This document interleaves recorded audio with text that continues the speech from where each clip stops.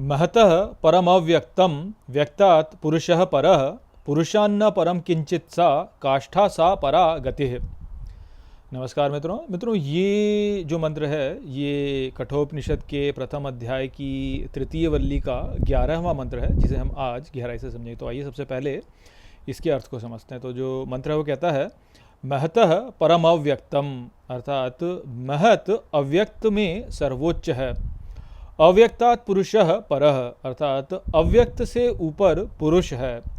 पुरुषान्न परम किंचित सा काष्ठा, अर्थात पुरुष से उच्च नहीं है कोई लक्ष्य। सा परा गतिः, अर्थात वह परम गति है।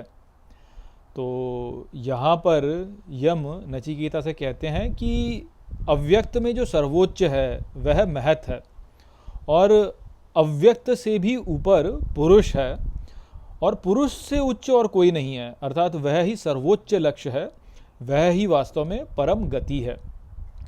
तो हमने पिछले मंत्र में क्या समझा था? हमने पिछले मंत्र में ये समझा था कि विषय जो इंद्रियां हैं, इंद्रियों जो हैं उनसे ऊपर उनके विषय हैं, अर्थात उनके अर्थ हैं, और उन अर्थों से ऊपर मन है, मन से ऊपर बुद्धि है, और बुद्धि से ऊपर आत्मा है।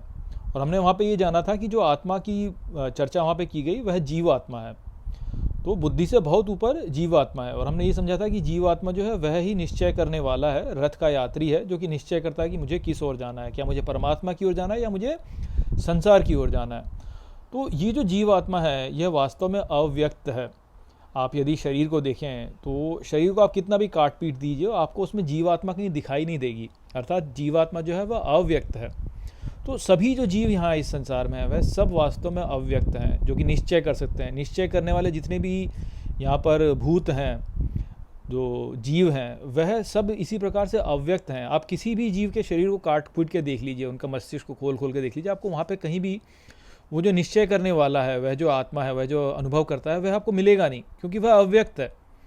और ये जो अव्यक्त है, इस अव्यक्त में जो सर्वोच्च है वह वास्तव में महत है, अर्थात ये सारे जो जीव हैं ये जिस प्रकार से एक दूसरे से जुड़े हुए हैं वह महत है, जिसको कि हम कहते हैं कि वह कलेक्टिव कॉन्शियस जिसको कहा गया है अंग्रेज़ी में, जो विचार डाला जाता है कलेक्टिव कॉन्शियस, ये आप कह सकते हैं कि जो सभी की चेतना का समुच्चय है, सभी जीवों की चेतना का जो समुच्चय है वह महत है।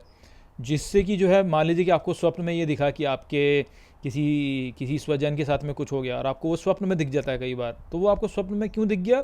महत के द्वारा दिख गया आपको, क्योंकि महत से आप उससे जुड़े हुए हैं, भले ही आप वहाँ पे ना हो किंतु तब भी आप जुड़े हुए हैं, तो वो सूचना आपके पास वहाँ से आ गई महत के द्वारा। तो ये जो अव्यक्त में सर्वोच्च है वह महत है।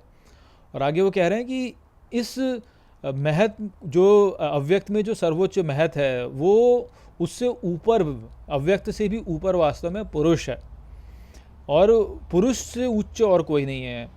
तो हमारी जो काष्ठा है, हमारा जो लक्ष्य है, जो हमें वास्तव में प्राप्त करना है, वह ये पुरुष ही है, कि हम स्वयं को ये जान पाएँ कि हम वास्तव में पुरुष हैं, क्योंकि ये पुरुष वास्तव में हम ही हैं, हम ही ये पुरुष हैं वास्तव में, किंतु हम ये जान नहीं पाते हैं कि हम ये पुरुष हैं। हमको लगता है कि हम ये सीमित शरीर हैं वास्तव में।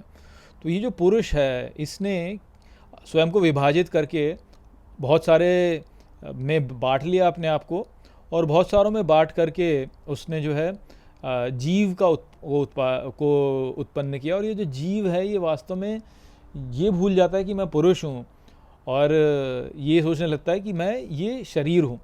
तो इस कारण से जो है सारे मेरापन, ममत्व, ममता, ये सब उसमें उत्पन्न हो जाता है, और ये सारी समस्याएं उत्पन्न हो जाती हैं, जो कि हमने पिछले मंत्र में समझी थी कि व्यक्ति को ये लगने लगता है कि संसार उससे ऊपर है और संसार उसको दबा रहा है, वो संसार के नियंत्रण में है।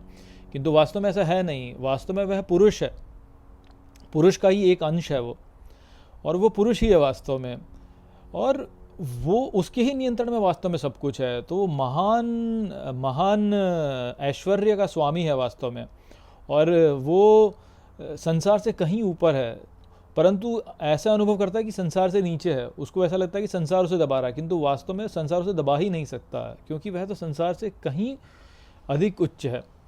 तो वो यहाँ पर यम जो है नचिकेता को बता रहे हैं कि तुम्हारा जो वास्तविक स्वरूप है वह तो पुरुष है। तो जानो कि तुम पुरुष हो। तुमने यदि स्वयं को ये जान लिया कि तुम पुरुष हो, तो तुमने वास्तव में वो प्राप्त कर लिया जो कि तुम्हें वास्तव में प्राप्त करना है। ये धन संपत्ति वंपत्ति ये सब तो कुछ नहीं है, ये तो केवल एक विकर्षण है हमारे लिए, जिस कारण से हम ये अपने वास्तविक स्वरूप को भूल जाते हैं और ये जान नहीं पाते कि हम कौन हैं। हम तो बहुत ऊंची चीज़ है वास्तव में। ये धन संपत्ति को लेकर के जो लोग सोचने लगते हैं कि हाँ मैं तो जो है राष्ट्रपति बन गया तो मैं बहुत बड़ा व्यक्ति बन गया, या मैं किसी कंपनी में मैं डायरेक्टर बन गया, या मैं जो है वाइस प्रेसिडेंट बन गया या सीईओ बन गया तो मैं बहुत बड़ा आदमी बन गया। ये जो सोचना है ये मूर्खता वाली बात है। क्यों? क्योंकि फिर तो आपने ये सोच लिया कि आप जो हैं ये प्राप्त करके आप बड़े हुए हैं, ऐसा लगता है आपको ना। आपने मान लीजिए सोचा कि मैं मैनेजर बन गया कंपनी में तो मैं बड़ा हो गया, अब मेरे को नीचे जो लोग मेरे को रिपोर्ट करते हैं ये मुझसे नीचे हैं, मैं इनसे बड़ा हूँ। तो आप बड़े नहीं हुए हैं वास्तव में, वो मैनेजर का पोस्ट जो है वो बड़ा हुआ है, तो आप तो उससे नीचे ही हुए फिर। परंतु वास्तव में ऐसा है नहीं। आपकी तो परम गति है पुरुष, जो कि सर्वोच्च है। प्राइम मिनिस्टर, प्रेसिडेंट कुछ नहीं लगते पुरुष के आगे, और वो हो वास्तव में आप। तो उसको प्राप्त करने का प्रयास करो, उसको अपना लक्ष्य बनाओ, ना कि इन निचले लक्ष्यों को प्राप्त करके जो है इनसे प्रसन्न होने लगो। आप प्रेसिडेंट प्राइम मिनिस्टर भी बन गए तो कितने समय तक बनेंगे? थोड़े समय तक बनेंगे, उसके पश्चात जो है वह पद आपसे छीन लिया जाएगा या आपको छोड़ना पड़ेगा, कोई और बन जाएगा, तो फिर आप वहीं अपने नीचे स्तर पर ही आ गए। परंतु यदि आपने जान लिया कि आप पुरुष हैं तो फिर आप पुरुष हैं, फिर वो जो पद है वो कोई आपसे छीन नहीं सकता, क्योंकि वो ही आपका वास्तविक स्वरूप है, वह ही परम गति है। हम जो ये स्वयं को ऊंचा उठाना चाहते हैं और ऊपर ले जाना चाहते हैं और ऊपर ले जाना चाहते हैं, वो इसीलिए है क्योंकि हमारा जो वास्तविक स्वरूप है वो सर्वोच्च है, परंतु हम उसको खोज गलत स्थान पर रहें, अनुचित स्थान पर खोजेंगे और इसी कारण से अनुचित को प्राप्त करेंगे और फिर दुख को प्राप्त करेंगे। तो ये यहाँ पे बात है जो कि यम नचिकेता से बता रहे हैं कि परम गति जो है वह पुरुष की है, जो कि सर्वोच्च है। हम इंद्रियों के चक्कर में ही पड़ जाते हैं, हम मन बुद्धि के चक्कर में पड़ जाते हैं। हम सोचते हैं कि कोई व्यक्ति यदि किसी की बुद्धि बहुत तेज है तो वह श्रेष्ठ व्यक्ति है। अरे बुद्धि से भी ऊंचा हमारा स्थान है, वास्तव में बुद्धि तो कुछ भी नहीं है। तो ये बात है जो कि हमें यहाँ पे समझनी है। तो आशा करता हूँ कि मैंने इस मंत्र को आपको अच्छे से समझा दिया होगा। चलिए इसी के साथ इस वीडियो को हम यहीं पे समाप्त करते हैं। नमस्ते।